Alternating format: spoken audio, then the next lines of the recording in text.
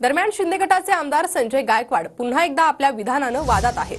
बलात्काराआधी आरोपी पोलिसांना फोन करून सांगतात का असं उत्तर त्यांनी विरोधकांच्या टीकेला दिलंय।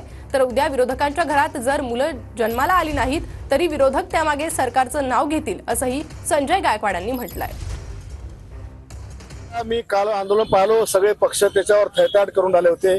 आता ही एक प्रवृत्ती असते की ज्या हरामखोर नराधमांना त्या लेकीचं वय कळत नाही, त्या मुलीचं वय समजत नाही, अशावर अत्याचार करतात। आता हे सगळे लोक सरकारने केलं। अरे मुख्यमंत्री का शाळेत जाऊन पहारा देणार आहे आता महाराष्ट्रात सगळ्या का पोलीस का एसपी त्याच्या घरी जाऊन बसणार आहे का? आरोपी तर सांगतोय चालेल मी बलात्कार करून आलो, तुम्हाला पकडाले असं सांगतात का ते?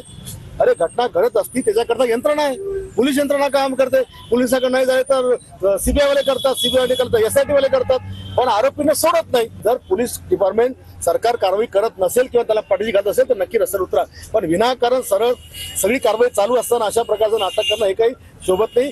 हो, कुठे काही घडली की ते राजीनामा। माझा तर असा आरोप आहे की यांच्या घरात पोरं पैदा झाली ते म्हणते की सरकारनं होत नाही म्हणून।